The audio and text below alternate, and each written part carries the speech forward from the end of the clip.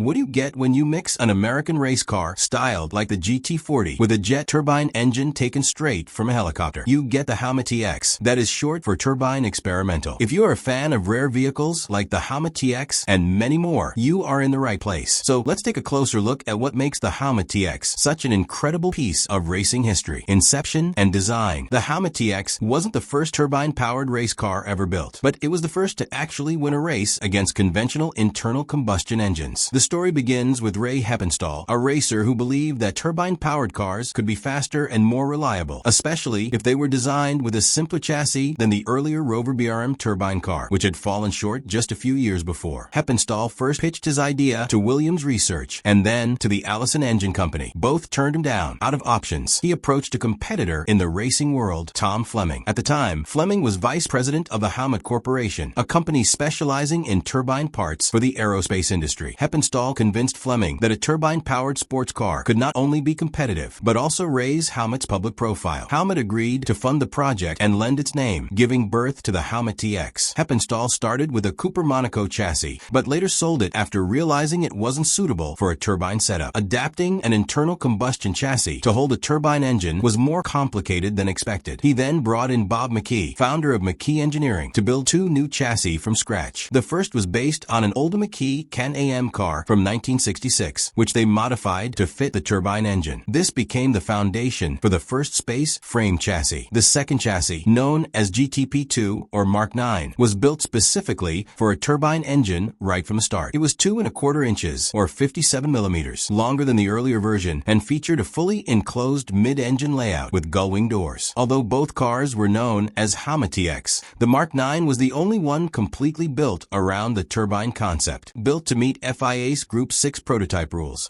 the TX had a double wishbone suspension, coil springs, disc brakes, and a 32-gallon or 120-liter fuel tank placed between the cockpit and the engine. The tank held jet fuel for the turbine, a design rarely seen on any racetrack. Power plant. The two Howmet TX cars were powered by lightweight turbine engines supplied by Continental Aviation and Engineering. These TS325-1 units produced 650 horsepower and 1,316 ft-lbs of torque. Each engine weighed only about 170 pounds, 77 kilograms, which is extremely light for the power it delivered. The turbines could reach an astonishing 57,500 RPM, something that internal combustion engines can't even come close to. Thanks to a two-stage reduction gearbox, power from the internal power turbine was sent directly to the rear wheels. Because of the engine's high torque and broad power band, the car didn't need a conventional transmission with multiple gears. It had only one forward speed. That said, the FIA rules required all race cars to have reverse. Since the turbine couldn't run in reverse, a small electric motor powered by the turbine system was added to give the TX that capability. The exhaust setup included two central exhaust pipes for the turbine and a third off-center pipe connected to a wastegate. This wastegate helped reduce throttle lag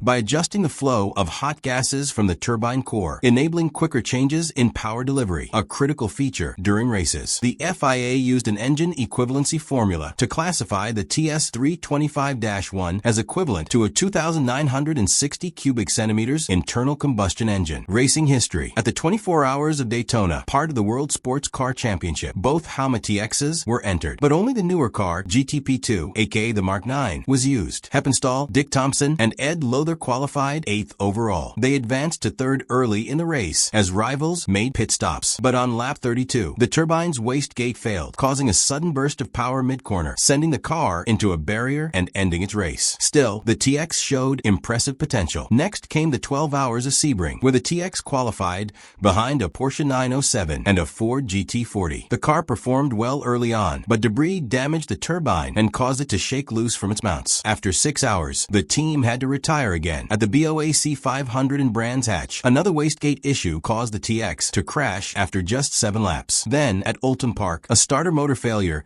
during a pit stop ended another race prematurely. Things finally turned around in the SCCA National Championship. In New Cumberland, West Virginia, the TX completed its first full race. Heppenstall set a new lap record and finished second. Then, at the Heart of Dixie event in Alabama, the TX won both the qualifying sprint and the main race, marking the first ever wins for a turbine-powered race car. At the Marlboro 300, Heppenstall and Thompson once again dominated qualifying and went on to win the race, leading every single lap and finishing 11 laps ahead ahead of the next car. With strong results under their belt, both TXs entered the 6 hours of Watkins Glen. Heppenstall and Thompson drove the second car, while Hugh Dibley and Bob Tullius piloted the first. After early issues for the Porsche factory team, the TXs moved into third and fourth, but Dibley and Tullius's car suffered a transmission failure. The other TX finished first in its class and earned Howmet 4 points in the International Championship. The final big event was the 24 Hours of Le Mans. Due to the track's long straights, the TX's turbine setup struggled in qualifying, placing only 20th. During the race, Thompson's TX suffered from a faulty fuel system